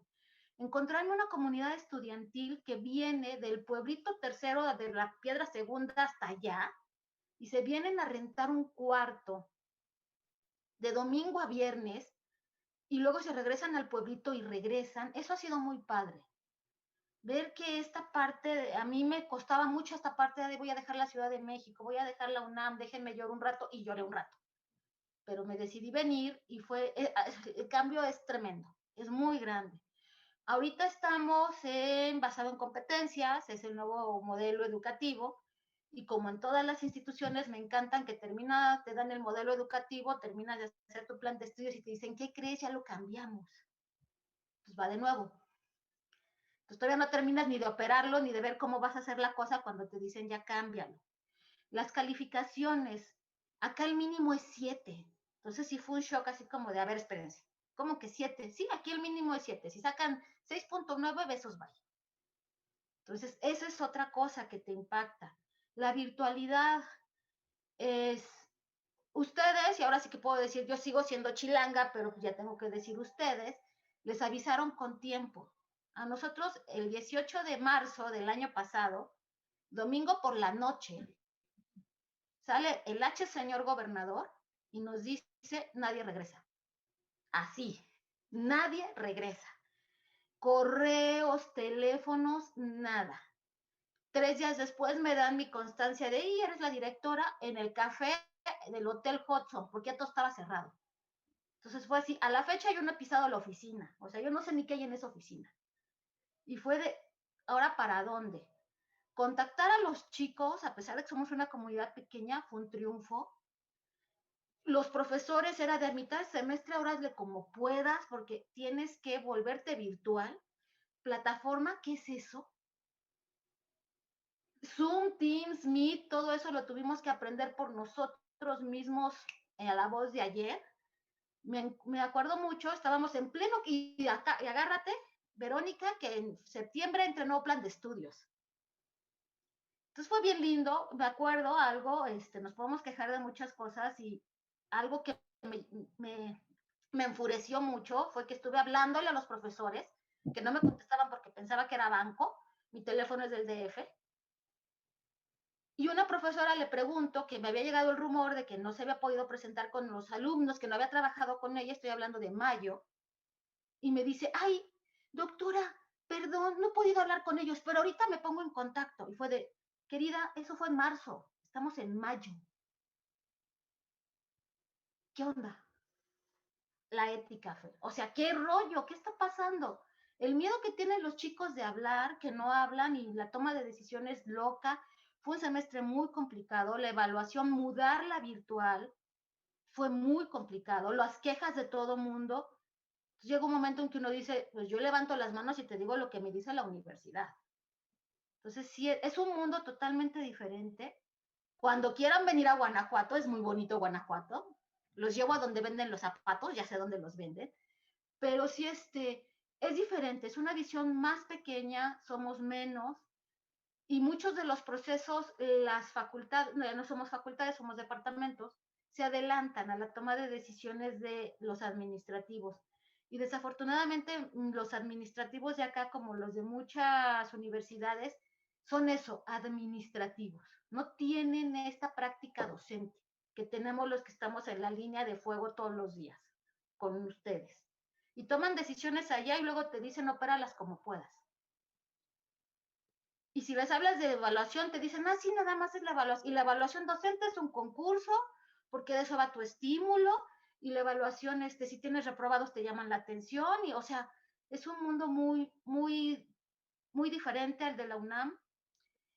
Muy pegado en algunas cosas. Esa burocracia lenta también está aquí, a pesar de que antes decíamos en el distrito, pues vamos a CU. Acá vives en Celaya y tienes que ir a Guanajuato, que son 4 horas, entonces, pues, oye, no inventan, ¿no? Y todo tienes que ir a pagar a la única 21 caja que está en las escaleritas que se ven ahí está la caja. Entonces, no sé, puse mi foto de mis reuniones para que no vean mi Baby Yoda atrás. Entonces, esa es parte de la cuestión con los egresados, sí tenemos contacto. La experiencia es, ven que algo funciona, lo toman y de la mayoría de las veces lo destruyen. No sé por qué pasan esas cosas. Cuando deberían de apoyar a que los docentes estuviéramos mejor, lo destruyen. ¿Por qué? Buena pregunta, no he encontrado la respuesta y ahorita con la virtualidad, depresiones, ansiedad y algo muy bueno, me conecté tarde porque el señor gobernador, estamos en época de elecciones y a todos los estudiantes de la UG les dio computadora. Entonces, bueno, por lo menos, ¿no? Todos ya fueron, hoy tocó psicología, ya estuve repartiendo computadoras totalmente disfrazada. Entonces, esa parte dices, ya no hay pretexto para que los chicos no se puedan conectar. No, sí hay pretexto. El internet no es gratis. Tienen que pagar. Esa es otra, el internet lentos, nos desconectamos. ¿Cómo vas a evaluar a alguien que no pudo entrar a la plataforma porque la plataforma a alguien se le ocurrió que en pleno semestre la vamos a actualizar o le vamos a dar mantenimiento? ¿Qué onda? Entonces, creo que en sí todas es las instituciones es la constante. totalmente. Y creo que ahí también es mucho la transición política de un ciclo a otro, y creo que en la facultad lo vemos de manera recurrente. Cambia director, cambia secretario y viene una línea de trabajo completamente distinta. Y eso no está exento tanto en instituciones públicas como privadas. Y de todo esto que comentas, creo que el punto crítico, al menos para los estudiantes, es la parte de las prácticas profesionales y el servicio social. Son espacios que regularmente se desaprovechan, los saco rápido, que me lo liberen, aunque sea sacando copias, y son de los pocos espacios que realmente tengo para consolidar competencias sin que tenga una implicación real. Aquí una coyuntura que pasó con esto del COVID, casi siempre los pasantes que nos llegan a la facultad pues, son igual médicos. Muchos de los que se quedan en la facultad son médicos que pues, prefieren hacer el servicio ahí, en muchos de los casos, para presentar el famoso ENAR. Algo que se dio bueno, positivo, fue que pudimos reaperturar el servicio social para psicología y pedagogía. Y grata fue la sorpresa que fueron como 18 solicitudes que recibimos. Y de ahí nos quedamos solo con 4. Y pues creo que es un espacio que para muchos pues realmente debe ser, es la última chance que tienen realmente de poder aplicar lo que están viendo en la carrera. Aprender y ensanchar un poquito el currículum precisamente para esta inserción laboral. Juan Manuel, ¿querías comentar algo?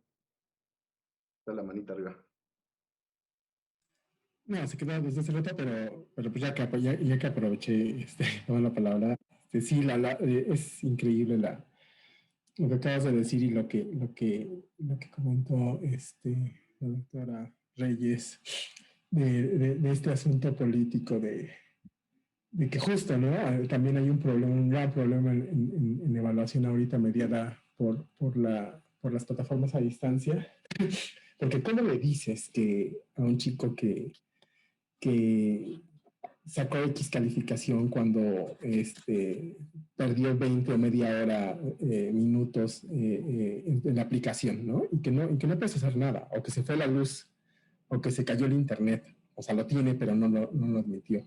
Entonces, todo eso conlleva a situaciones de evidencia de desigualdad, evidentemente, pero también de una pobrísima toma de decisiones de autoridades a muchos niveles, de no ser justos, ¿no? Algo que busca la evaluación y que tendría que buscar continuamente es ser justo con el evaluado, ser justo con el beneficiario de esa evaluación. Porque pues al final del día lo que quieres es reflejar, insisto, que hay algo, ¿no? Que tiene algo, pero que está presente un conocimiento, pero no puedes bajo ciertas circunstancias, ya no digamos de diseño, que es lo que habíamos estado comentando, sino ahora justo lo que acaba de comentar la doctora, es de toda la parte esta de coyuntura y de posibilidades, ¿no? Qué bueno que les regalaron las computadoras allá. Acá la UNAM se está prestando, creo que se está prestando tabletas o equipos. La verdad no estoy enterado ya, pero pues no, nunca va a ser suficiente, pues, o sea, no, es todo un reto. La verdad es que es todo un reto. Gracias. Ok. ¿Alguien más? Me gustaría que empezáramos a generar conclusiones. Me gustaría pedirle, ya sé que siempre la aviento por delante, a Magali, que nos diga cómo ve la tendencia de evaluación en el contexto concreto de esta parte de las competencias, en el marco de lo que está pasando ahorita en la Facultad de la Reestructuración de Estudios. ¿Es viable, no es viable? ¿Nos aporta, no nos aporta? En lo que siempre me comentas de las asignaturas, ¿qué visión tendrías al respecto?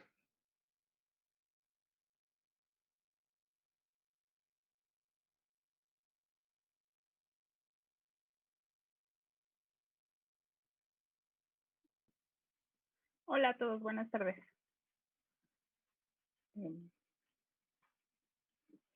Perdón, Fer, solo alcancé a escuchar la última parte, de la parte de las asignaturas.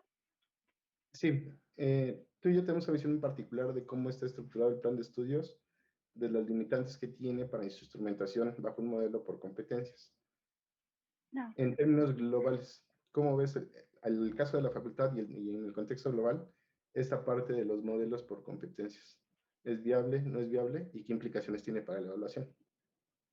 Ya, pues sí, en la evaluación por competencias es viable en el sentido de que si estamos nosotros planificando un proceso de enseñanza por competencias, podemos por consecuencia evaluar de esta forma. Sin embargo, creo que el mayor de los problemas que tienen nuestros planes de estudio, o al menos en nuestro caso particular en la Facultad de Medicina, pues es que tenemos un plan por asignaturas, ¿no? Y esa estructura curricular ya nos plantea una forma de trabajo, tanto como para enseñar como para evaluar. Entonces podemos determinar un perfil profesional o un perfil de egreso de nuestros profesionales que estamos formando por competencias, pero en el momento en el que nosotros tratamos de desarrollar un plan de evaluación, pues tenemos ahí ya una incongruencia que es muy importante, ¿no? Estamos hablando de que tenemos asignaturas y no tenemos competencias. Entonces, al hacer esta unión de estas dos, digamos, posturas o de estos dos modelos, uno de diseño curricular y uno de evaluación, pues las incongruencias sin duda nos alcanzan. Entonces, creo que el reto ahí es importante. No creo que sea imposible, pero sí tenemos que partir de eso, ¿no? Partir de que nuestra estructura curricular está de una forma y nuestra forma de evaluar está de otra. Y en medio de todo eso también hay formas de enseñanza, hay estrategias de enseñanza que aún son muy tradicionales y que enseñan como muy orientados a la parte del conocimiento y la comprensión.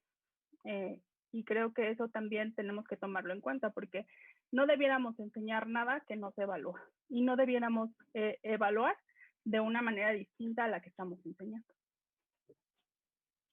Y aquí, por decir, en el caso de medicina, creo que la parte transversal, que es lo que hemos estado viendo con esto de la reestructuración, es la parte de propedéutica. Independientemente del área en que me mueva como médico, las competencias son las mismas.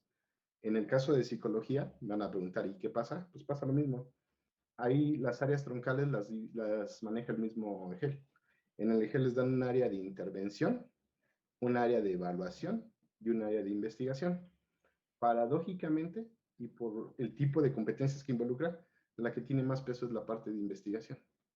Es casi el 40 y tantos % del examen. Después de eso le sigue la parte de intervención y la parte de evaluación. Paradójicamente, evaluación es la que menos pesos tiene, pero si yo voy a hacer un buen proceso de intervención en el área que ustedes quieran, necesariamente tengo que hacer un proceso de evaluación. Si mi evaluación está mal hecha, no puedo generar una intervención. Y es parte de esto de la incongruencia que está manejando Magali en términos del plan de estudio de medicina. Y eso pasa en todas las carreras. ¿Alguien más? Su conclusión en términos de las tendencias, ¿qué podemos esperar? ¿Hacia dónde vamos? ¿Qué hacemos? ¿Está todo mal y nos sentamos a llorar?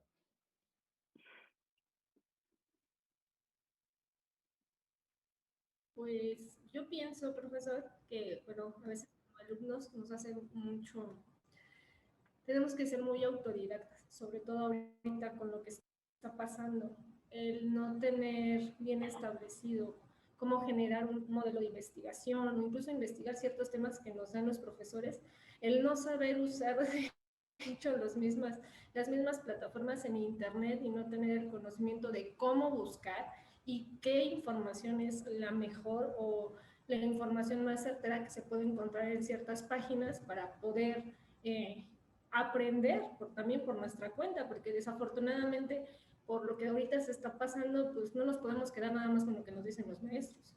O sea, ya cuenta mucho de nosotros como alumnos manera de orientarnos nosotros mismos para poder generar mayores conocimientos. Yo siento que en esa parte es algo que se tiene que desarrollar desde muchísimo antes, no nada más cuando llegas ya a la licenciatura o a empezar a estudiar una carrera, sino ya es algo que se les tiene que enseñar a los niños desde que están en nivel básico, cómo investigar, cómo estudiar por su misma cuenta, para que cuando lleguen a este momento de su vida, pues no se topen con pared y que nada más estén esperando que el profesor les dé toda la información o que nada más depende del profesor tu nivel de aprendizaje. Es con lo que yo me quedo. Es muy cierto, y ahí creo que mucho es el caso de los exámenes. En el caso de la facultad, la misma facultad diseña su propio examen. Son casos muy parecidos a los que maneja el Ceneval. En el caso de algunas de las otras carreras que están aquí presentes, se titulan por el examen del Ceneval.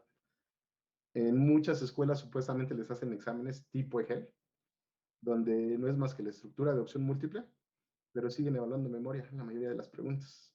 Son preguntas que están mal elaboradas.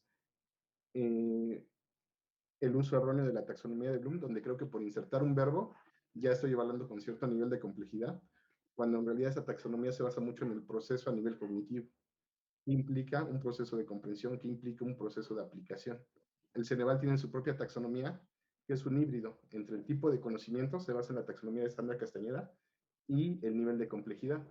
Entonces yo puedo evaluar un principio y se los puedo evaluar a nivel de concepto, a nivel de comprensión, a nivel de aplicación del concepto.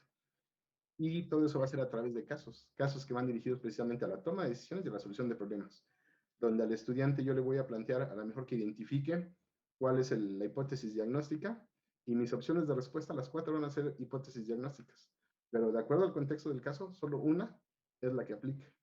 Y si no sé analizar, no sé discernir, no sé integrar esto, pues es cuando digo, oh, es confuso el examen. No, no es que el examen sea confuso, es que no estoy habilitado a razonar, a pensar de esa manera para resolver. A final de cuentas, son situaciones hipotéticas que tratan de evaluar la toma de decisiones y la solución de problemas. Y creo que ese es el principal reto. ¿Cómo formamos los que estamos del lado docente en esas habilidades y cómo los estudiantes integran esas habilidades? Donde muchas veces, por lo que comentamos a lo largo de la sesión, pues estamos más familiarizados con que viene el contenido, me lo memorizo, presento mi examen, 10. Pero pues ese es el impacto, la realidad real de todo esto. Que de alguna manera la evaluación pues no está cumpliendo su función. Estoy asignando un número. Por eso lo que les comentaba al inicio de la evolución de eso del concepto de evaluación. Realmente no llegamos a ubicarlo en lo que sería un concepto de evaluación real. Juan Manuel, ¿tienes la manita arriba? ¿Se quedó o ibas a comentar algo? Y después, Fabiola. Sigue estando arriba, no sé, no responde para bajarlo. Pero bueno, te ofrezco mi conclusión. Hay que seguir formando docentes, básicamente. No importa el contexto que tengamos ahorita, si es a distancia o presencial, hay que seguir habilitando esas funciones pedagógicas que no tienen. O sea, como profesional en lo que quieras, en arquitectura, en ingeniería, en física, en medicina, en odontología, pues la realidad es que nadie nos forma para ser docentes, ni profesores, o sea, no hay ese componente pedagógico. Ni siquiera en los psicólogos, vale la pena decirlo. O sea, yo jamás he recibido ninguna clase, ni maestría, ni doctorado de ahora tú enseña psicología.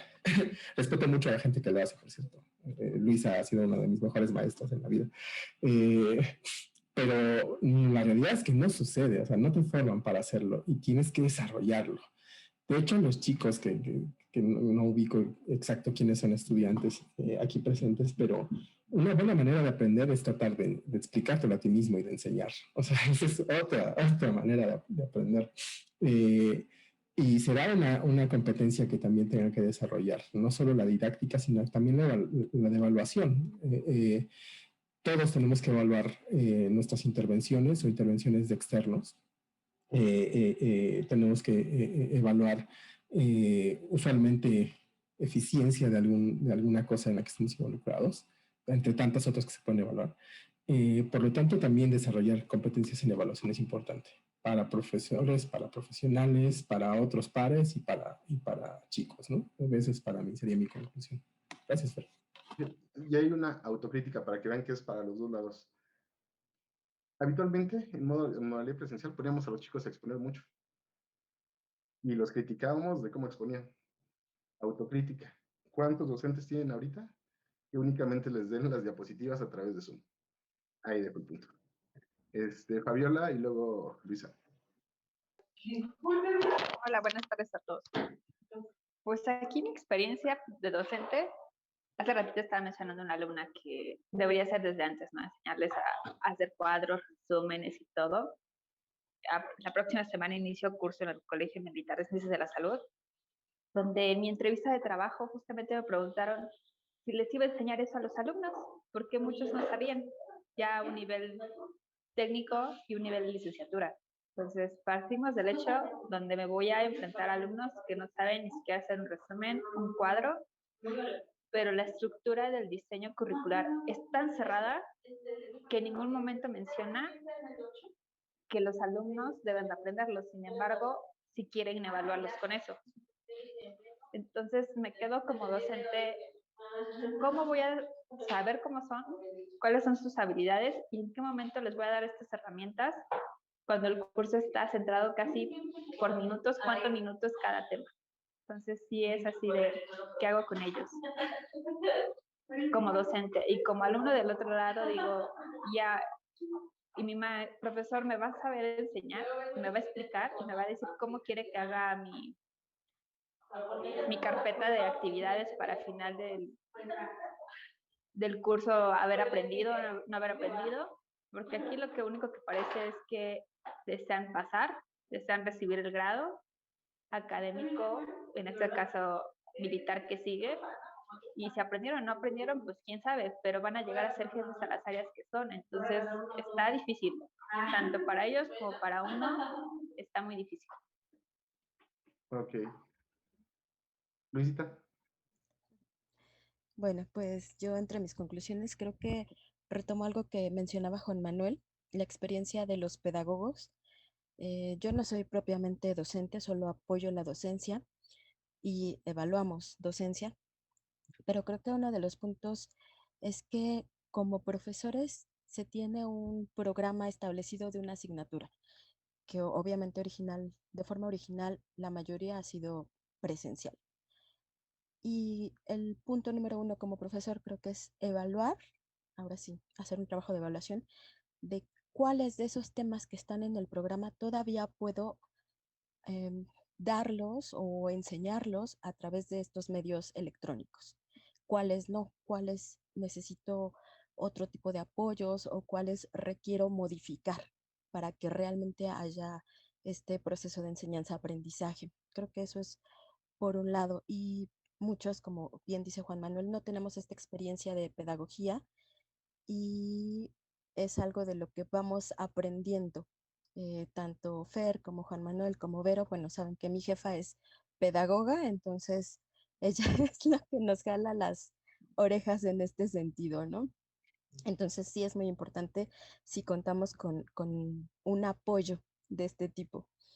Eh, por otro lado, como alumna, solo soy alumna de idiomas, entonces creo que he estado también en esta de, hay profesores que aunque son idiomas, que aunque es algo relativamente práctico, no todos lo saben dar. Y entonces también tengo momentos en los que digo, ay, ¿por qué estoy en esto? No entiendo lo que me está diciendo el profesor. Y otros que de verdad parece que todo el tiempo han estado dando clases vía Zoom porque tienen una habilidad impresionante para manejar un grupo con 7 alumnos que un grupo con 80. Entonces, desconozco si estas personas ya tenían esas habilidades o las han ido desarrollando a lo largo de esta pandemia. Creo que también como estar del lado del docente es tener esta inquietud por apoyar a los estudiantes, por aprender nuevas técnicas o otro tipo de dinámicas en este sentido. Creo que ahí sí depende también mucho de la facilidad que cada uno de nosotros pueda tener para reaprender la tecnología desde este punto de vista. Entonces, bueno, es muchísimo trabajo, pero creo que lo importante primero es pues ponernos las pilas. Excelente. No lo dijo Luisa, pero mi mejor maestra en toda mi formación, desde el kinder hasta el doctorado, es la maestra Laura Rojo y se lo reconozco. Ariana Roldán y luego Fer. Hola, ¿qué tal? Buenas tardes a todos. Bueno, pues creo que hay muchísimas cosas que retomar de todas las aportaciones que dieron, pero yo me quedo con algo bien importante, y es que en muchas ocasiones como docentes estamos formando a profesionistas para seguir indicaciones, para seguir instrucciones, no para analizar, no para racionalizar las cosas. Hace ratito una compañera justamente lo mencionaba, a veces los alumnos esperan que nosotros les digamos cómo tienen que hacer la carpeta de evidencia de trabajo, cómo tienen que hacer un apunte, y ya estamos en un nivel licenciatura, ¿no? También luego lo vemos en casos hasta de maestría, porque estamos siempre para dar indicaciones. Y creo que es parte hasta de la formación ya para un mundo laboral, porque en un trabajo recibimos indicaciones, ¿no? Pero ¿en qué momento justamente damos cierta apertura, y menciono solamente cierta apertura, para que retemos a nuestros alumnos a generar nuevas cosas, a generar nuevo conocimiento, a innovar, a crear, ¿no? A veces es algo que a nosotros como docentes nos da mucho miedo, porque también nos pone a nosotros en el reto de nosotros mismos tener que innovar, tener que investigar, tener que actualizarnos. Entonces, creo que aquí tenemos claro que es una responsabilidad compartida, no solamente del alumno, no solamente de esa parte, ¿no? Sino también nosotros tenemos que tener ese compromiso, esa vocación a seguir adquiriendo conocimiento. Bueno, esa es mi aportación. Muchísimas gracias. Gracias, Ariana. Y creo que lo podemos resumir de manera muy simple. Como docentes no tenemos que venderles espejitos y los alumnos no tienen que comprar espejitos tampoco, ni vender espejitos, sobre todo en esto de las prácticas no supervisadas y todo esto. Adelante, Fer.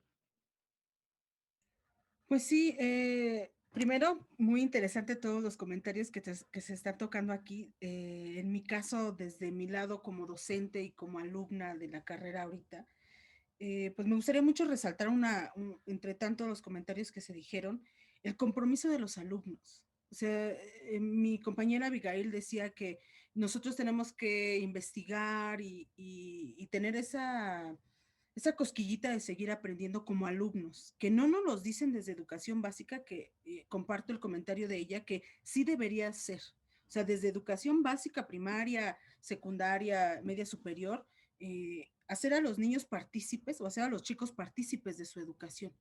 Que si bien hay veces que los propios directivos son los que no permiten, y el docente se queda con esa frustración de que es por su bien, es que nosotros entendemos de qué se trata y por qué, o sea, tiene un por qué los impulsamos a hacer esto. Que igual las políticas, los directivos lo limiten, pues uno trata de hacerlo desde su perspectiva. Y como alumna, pues me gustaría muchas cosas de mi universidad y espero muchas cosas de ella, pero también entiendo las limitantes que tiene. Y que cada docente pues tiene la parte ética, que si bien habemos o hay maestros que son muy apasionados en lo que hacen y prueba de ello es que pues varios maestros que aceptaron esta invitación para dialogar y compartir experiencias, eso quiere decir que sí nos preocupamos por cómo modificar nuestras prácticas docentes o cómo impulsar a los chicos o a los alumnos que tenemos a nuestro cargo. Entonces yo creo que es una luz al final del túnel, que todavía se puede, es mucho trabajo, porque sí, es mucho trabajo modificar nuestra didáctica o la forma en cómo enseñamos o todas estas partes, pero pues hay interés, hay mucho interés, entonces muy fructífero todo lo que escuché y pues yo me quedo con eso. Muchas gracias, profe. Ok, gracias, Fer. Angie. ¿Yo? Bueno, Yo nada más quiero cerrar y compartir bueno, primero, dar las gracias a Fer por abrir estos espacios que son necesarios, de verdad. A veces necesitamos como compartir experiencias con más gente, con diferentes áreas también. Y agradezco la invitación y a todos por sus aportaciones y reflexiones, que al final del día nos ayuda a todos en nuestro quehacer docente y desde donde estamos nosotros trabajando, ¿no? Ya lo importante que quiero compartirles para cerrar mi participación es que todo lo que hemos estado viviendo lo desató una pandemia y a veces esto dificulta un poco más la educación, porque todos estamos con miedo de contagiarnos, con miedo de que algo nos llegue a pasar, con pérdidas que hemos tenido todos desde diferentes ámbitos, familiar, pérdidas a lo mejor de amigos, algunas situaciones muy complejas, pérdida de trabajo y demás. Entonces creo que la educación aún se hace más compleja, ¿no? Porque a veces podemos tener las ganas, el entusiasmo y de repente el no estar motivados o el no estar con ánimos de trabajar también puede influir un poco. La educación tiene mucho por venir. Yo tengo mucha fe en que realmente pues vamos a salir de esto, pero creo que prepararnos constantemente para futuros inciertos, eso nos va a ayudar a ser más fuertes cada día, ¿no? Y creo que ahorita a lo mejor la dificultad que hemos nosotros ahorita expresado, pues aunarle un poquito, pues la pandemia creo que lo hace más difícil. Entonces creo que podemos también darnos la oportunidad de irnos despacio, poco a poco, y ir viendo, ¿no? Cómo avanzando, cómo está el ánimo de los alumnos, que también es otro tema que tenemos que tocar tal vez en otro momento, cómo motivar, porque podemos tener todas las estrategias educativas, podemos saber cómo pues, las podemos implementar, pero si no es esta motivación de nosotros o de los alumnos, a veces no lo podemos lograr, ¿no? Entonces, bueno, quería compartirles esto y nada, agradecerles a todos, un gusto haber estado y bueno, espero verlos en otros café. Gracias, Fer. Gracias a ti. Y en esto que comentabas que iba a ser extensivo el agradecimiento a las chicas de servicio. Se esforzaron mucho, le invirtieron tiempo, desarrollaron cosas, difusión, publicidad. Fer, Ana, Abigail, Jael, que no nos pudo acompañar, fue parte importante para que lo pudiéramos realizar. ¿Alguien más que quiera comentar algo?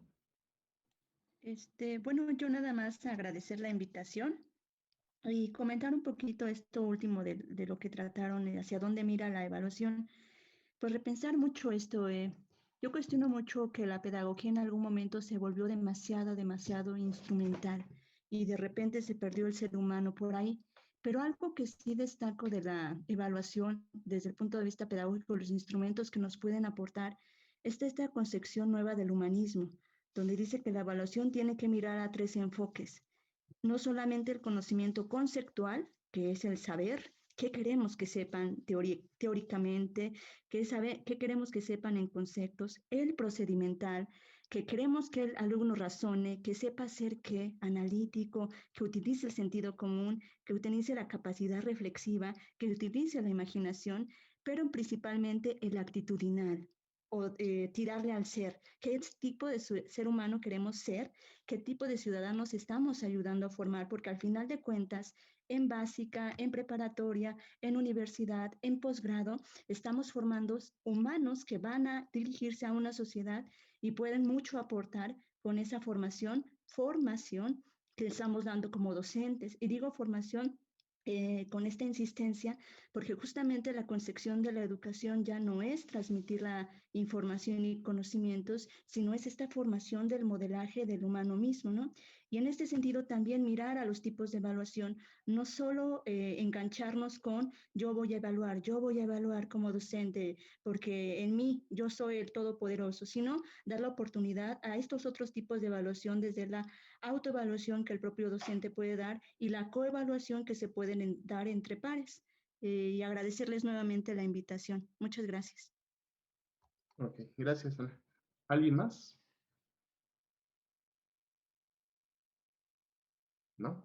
Bueno, si no hay más comentarios, pueden seguir toda la información de lo que estamos desarrollando en la página de Facebook de la DIEM, el Departamento de Investigación en Educación Médica, y les pediríamos de favor no es obligatorio, pero sería útil por si podemos emitir esto de las constancias, que nos ayuden a contestar esta pequeña encuesta. Aquí, ¿cómo aplicaría esto de las constancias? Yo creo que lo que nos van a condicionar es que del total de sesiones que tengamos en el año, al menos cubramos un 70, un 80% de asistencia, para que la constancia no se emita por una plática de 2 horas, sino por un seminario del total de horas que estamos cursando, que curricularmente creo que a todos nos conviene más. Y dentro del formulario ya definimos algunos tópicos, pero también el espacio, para que ustedes puedan hacer algunas sugerencias o tópicos a partir de lo que vieron el día de hoy. Serían esos 2 puntos. Y un tercero, pues que nos ayuden a difundir la actividad para que vaya creciendo y lo podamos mantener como una actividad permanente.